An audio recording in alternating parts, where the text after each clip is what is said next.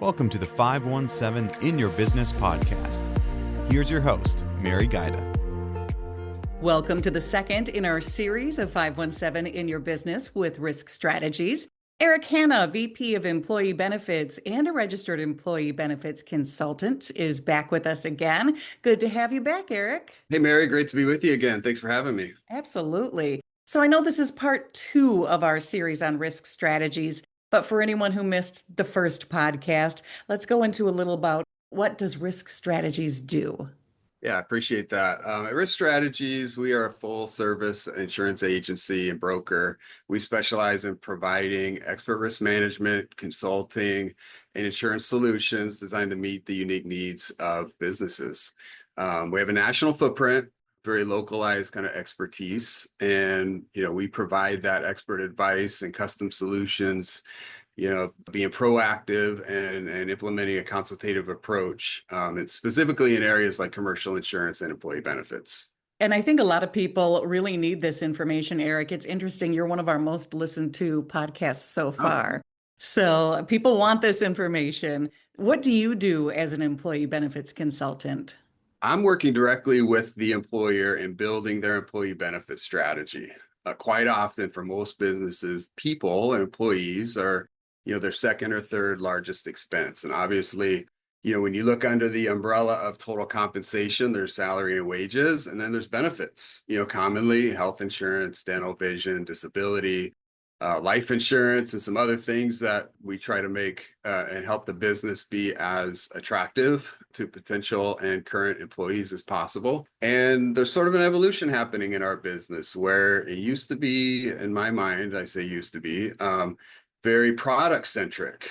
And I think we're moving into this sort of people strategy centric model where I'm working with business leaders, owners, CEOs, finance professionals, HR professionals, in building out this longer term game plan on how to cost effectively provide the best benefits they can for their employees. So I'm regularly engaging with them, talking about how to roll out these kind of benefits, how to stay competitive in the marketplace, and what options are available for them to implement.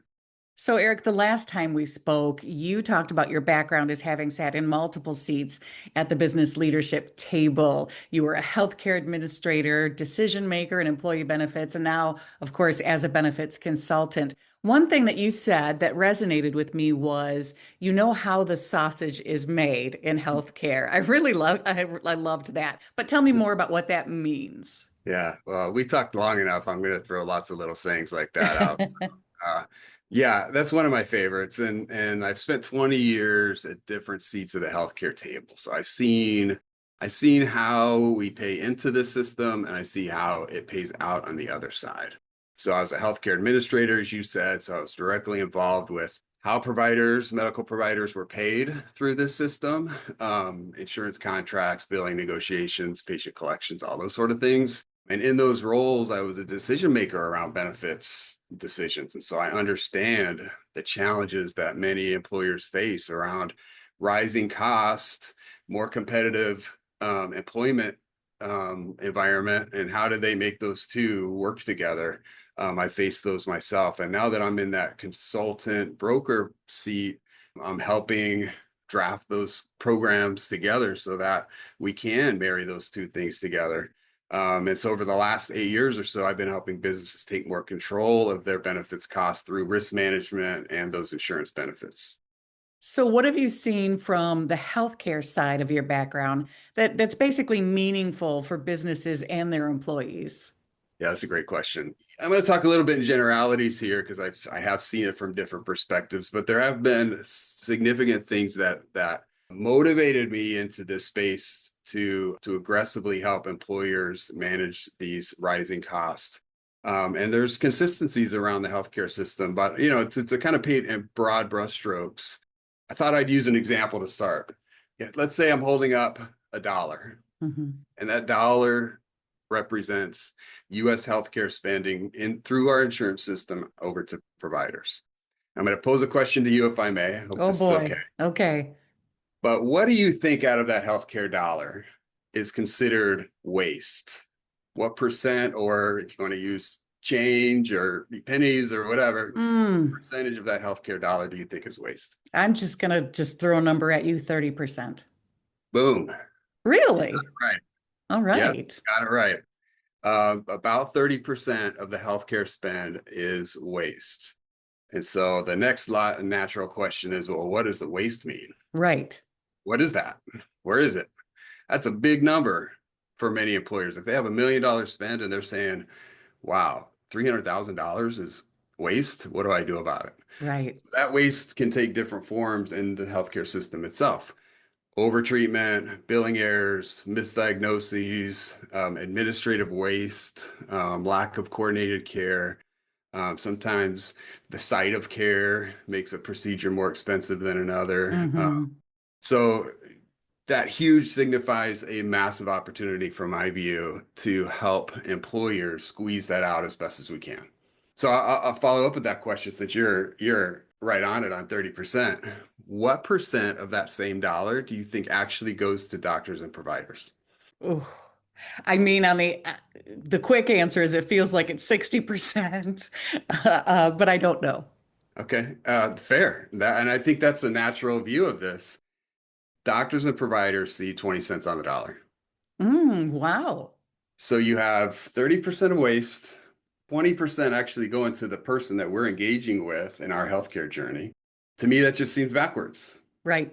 We should be engaging with our doctors more often, and they should have a little more influence on where those costs get derived from downstream as we engage deeper into the healthcare system. That makes so much sense. So the challenge then is, that other 50%, what is that, right? So it's prescription drug costs, which we know are exploding on the cost side. Mm-hmm. Hospitals and healthcare system. So the facility part of the healthcare dollar. Administrative overhead, natural over any business, and profit, which, like every business, I come from the nonprofit world, no margin, no mission. Every business has to have some level of profit. So I'm not vilifying that, but that's part of that other 50%. Right. So a couple of examples. I have this other saying to kind of exemplify where maybe quote unquote waste might be. Mm-hmm. Unnecessary spending, let's call it that. Maybe waste isn't even a fair word. But one example is how we access primary care. I mentioned that the doctors only get 20% or 20 cents on the dollar. Right. How we access primary care. If we don't have a good relationship with our primary care doctor, which 30 to 40% of people don't, some people end up in the emergency room for situations that really should be treated by the primary care doctor. Right. That is the most expensive place that you can get your primary care. Mm-hmm. Okay. Then you go down the track to, well, urgent care might be another option. Definitely, a good level, an important level of care. But if that's being used for primary care, is the second most expensive. Then you actually have the primary care doctor's office, probably be the third level. And then we have this thing that is built in, basically in every plan. It really got accelerated through the COVID period, and that's telehealth. Mm-hmm. So, I have this saying that the bigger the building, the more expensive the procedure. And so if we're accessing primary care through the emergency room, that's often in the biggest building, which is the hospital, that's Right. going to be significantly more expensive than using our phone, which doesn't have any building involved, and accessing a provider through telehealth, often with very similar results. Right. And again, And if our you use an experiences. ER, you're going to pay more because if you're not admitted, insurance is going to treat you differently. That's right. That's right. And the cost shares are built differently. The overhead of the hospital is different. Naturally, it's more expensive because there's more moving Sure. parts, right? But we need to use those levels of care for emergent issues and access the right level of care, which does two things: improves the experience. I think most people would agree that going to the ER is not always our favorite, path, Right. and it lowers the cost for both the plan and the employee. So there's others, surgery is the same thing. You can get the same surgery at a hospital as you can at an outpatient center. Mm-hmm. Outpatient center, you're in and out in a day, and typically, and it's significantly less expensive than having it done at a hospital. There are new treatments called infusions and injections, which can be done in the hospital at an outpatient center and sometimes at home. Mm-hmm. Again, most expensive is going to be the hospital base, least expensive is going to be done at home. So there's tremendous opportunity to use the healthcare system in a more cost-effective way, and use it as it's built. And that I think everybody wins when that happens. I think even the healthcare workers when that happens because they're not so kind of log jammed with the influx of patients. Give them a break and they're able to do better work, frankly. 100%. And the emergency room really needs emergency level patients, Yes. right? To your point, right? That makes them most efficient. That's what they're to do. If somebody breaks their arm and it's, nobody else is open, they got to be able to go to the emergency room. Well, we don't want that jammed up with, pink eye or whatever, Right, right. just as an example. Hmm. So, so that's it from kind of the healthcare management side. There was actually, back to your question about like what kind of spurred this up, for me and my background. I had this situation happen several years ago now. I had a dog, and unfortunately, he's since passed away. At the time, he was sick, and working with the vet, we decided to go down the path towards comfort rather than treatment. Hmm. Right? It was just not looking like there was a great prognosis. And she said, well, we're going to prescribe a human grade medication and you can pick it up at your local pharmacy, probably cost 10 or $15. I said, great. We ordered it. I went to go to pick it up. I went to the window and I said, my name because I was picking up the medication. And when the pharmacy tech came back, he said, well, that'll be $120. And I said, huh. I said, well, it's just at my vet. This is for my dog. She said it'll be 10 or $15. He said, just a second. He went back, kind of clicked on his computer for a minute, came back out and said, okay, that'll be $10. Wow. And because they were originally running it through my insurance plan, and the tier that medication was on, it was $120 based on the insurance contract. And as a cash payer, which was my dog, it was $10.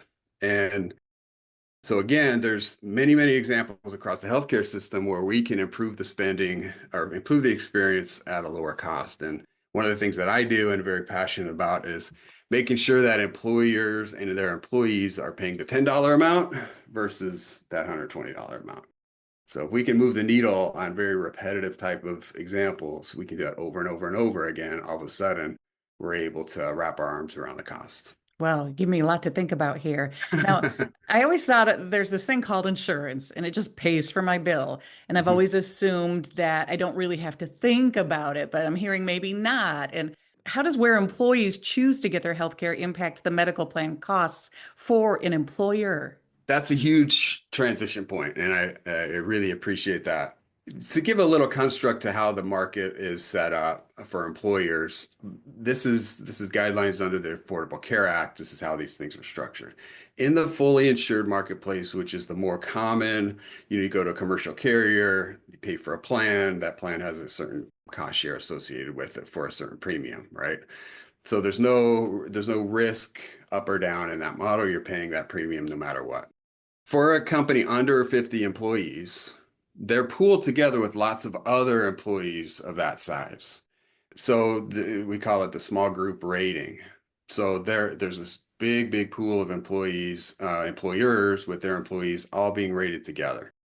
So if you apply some of the cost saving measures and the employer's plan is in that pool, it's kind of like throwing a pebble in the ocean. It's harder to move the needle in terms of cost long term in the plan. But Hmm. there's more advanced options available, which is part of my consultation is helping those employers move into more advanced options. In large group, meaning employers that are 50 or more employees, it's experience rated, which means the actual utilization, they're rated year to year based on how employees use the health plan. So if you're employed by a company of 500 employees, how the employees use it year to year dictates what the cost is from year to year going Wow. forward. So if we start to pull some of these levers, we might be able to flatten that cost increase. So, and with companies that sort of, walk that line of about 50, there's some blending that can happen, but we won't get into that now. So, are you a basketball fan? We're Michigan State, lots of Sure. basketball talk. So there's a player who played at Duke, named Cooper Flagg, and he was the number one draft pick this year in the NBA. Hmm. And he was 18 years old when he was drafted. He played 1 year at Duke. He helped Duke get to a Final Four, incredible talent, right? He was asked through the draft process what he attributes his success at such a young age at. And part of his answer was he reflected on how his mom used to tell him that if he ever finds himself in a basketball gym where he's the best performing player, he needs to find a new gym. And so part of what I do is I help employers build their muscles so that we can go find them a new gym.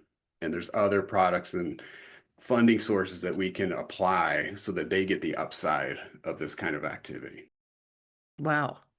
Well said. I love the way you're explaining things because just as a layperson who doesn't know much about these things, it all makes so much sense.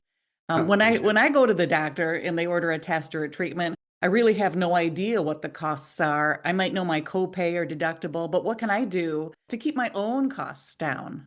Employers have been trying to unlock that code for a while to help their employees do that. And I appreciate how you phrased that because in part it does imply that there is a shared responsibility here, right? Because as an employee of a business, which I am too, I have choices and maybe I don't realize those choices are there. And so how does the employer help illuminate those kinds of options for me as the employee? And there's kind of a history or an evolution of member engagement from the employer side. I say member and employee kind of, this is sort of the same thing in my mind. But there's an evolution of that employee engagement. And maybe that's a good topic for another time where we had, health savings accounts implemented at one time, wellness, healthcare consumerism and education. And now we're into this phase where we're doing a lot of employee navigation and advocacy. And that's a condensed way to say that employers are working towards trying to engage that employee. So back to your question, how do you influence your own costs? How does the employer support you in that? Really, I would say two things. One is take the time to learn what programs are available through your employer and through the plan that they have today. Like try to work to optimize what's there. Quite often we make our selection at open enrollment time and we set that aside until we need it at a later date. I'd encourage everybody to understand the workings because almost every medical benefit has some point solutions or programs built for certain types of chronic conditions or Hmm. access issues or whatever. The second thing I would say, and this comes from an organization called choosingwisely.org, there's 5 questions that everybody can be armed with to bring up to their provider. And if they ask these 5 questions, I think it helps gets the mind moving in towards of a consumerism sort of mindset. And those questions are, do I really need this test and procedure? What happens if I don't do anything? What are the risks? How much does this cost? Not just my out of pocket, but what's the total cost? And are there simpler, less expensive options? And what I find is when employees and individuals are engaged in these types of questions, they tend to pick the least invasive path, and which often ends up being a more comfortable solution and at a lower cost. So again, back to the hospital ER versus telehealth, right? Right. And if we can use telehealth the way it's supposed to be used and reserve ER for what it's supposed to be used for, then the system works like it's designed and we have a better experience for it. So those are a couple pretty big, I think very impactful, but simple ways for individuals to influence their own experience. So we really have to understand what we're working with, and we have to be our own advocate and use the right place for for the right situation. And we could really change some of what we see the public complaining about. I see message boards about, well, I was put in a hallway or I was there for, 48 hours, but we can make a difference actually by paying some attention. 100% agree. And I love that you said you'd be your own advocate. Hmm. It's our healthcare journey as individuals. Right. We can take control of that. And I think we get uncomfortable engaging and asking questions of our providers, especially in an area where we're not very confident. Hmm. The healthcare system is very complicated and big and intimidating sometimes. And we want to trust our provider that they're going to steer us the right way, which Right. by and large, their intent is to do that. But we should be just making sure that we're comfortable with that path and knowing what those options are. It doesn't mean we'll pick them necessarily, but just that we know what they are. And Knowledge is power. that's right. That's right.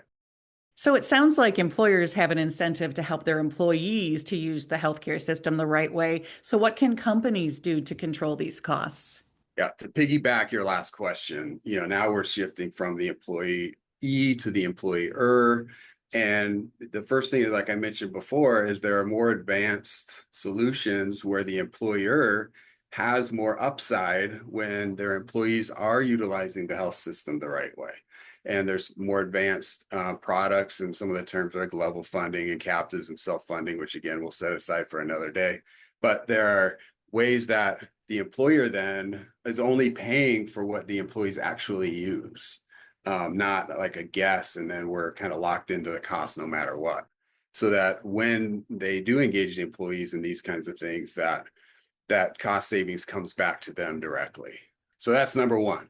And again, that's the Cooper flag example. How do we help an employer, move from the first level to the second level and Right. become a more efficient program? They can communicate regularly with their employees. So education is still really important, not just an open enrollment, but small drip consumable bites, and weave in aspects of education and wellness. Remind them of what the programs are. Remind them of those maybe chronic condition management type things that some people might want to take advantage of. Using technology, there's something out there called the Healthcare Blue Book. If you remember it's still a thing, but Kelly Blue Book. Yes, for your car. You look up your car. There's something called the Healthcare Blue Book now where you can look up cost and quality scores, facilities or hospitals or doctors or whatever. And a lot of times those are now embedded into health plans because there is a law requiring more transparency around cost and quality. So use the Healthcare Blue Book or some other similar service. And then engaging in navigation services. Like I said, the healthcare system is very complex and not very transparent at times. And so what we're finding a lot of successes is putting in place navigation and advocacy services. So you said be your own advocate. Right. What also helps if somebody is on your team that understands the system and has more experience with it to come alongside and kind of, wrap arms and go down the path together to find what the right solution is. It's not about, healthcare management as much as advocacy, empowerment, and presenting what those options really are. So the process isn't an overnight sort of success, but what we see when we put in these multi-year type game plans, we take an approach where it's a crock pot, not a microwave. So we want to simmer this thing and find the right tools and resources that help the employees be maximally successful. So since you were using cooking verbiage there, that's really how the sausage is made. That's right. Slow cook it. Yeah. Yeah. And that's kind of at a high level, right? And employers have an opportunity to influence their costs and improve the experience of their employees. And from my view and my experience, at different seats at the table, they have skin in the game, short-term and long-term. And hopefully that incentivizes both to be partners in facing this challenge and approaching it like we do in other areas of business and life. Wow. Well, this has been so informative. Is there anything else you'd like anyone listening to know? I would encourage anybody interested in learning more to follow me on LinkedIn. I'm regularly posting content and you can direct message me. I've got lots of white papers and solutions that we put together at Risk Strategies that can help demystify some of these things that may be new to some folks. Well, Eric, thank you again for joining us on In Your Business. And I hope you'll come back again to share more. I feel like I'm in school. I'm learning, but I'm loving it. Absolutely. Appreciate it. Thanks for listening to the 517 In Your Business podcast. Get to know local businesses better by reading 517 Business Magazine. Get your subscription at 517mag.com/subscribe.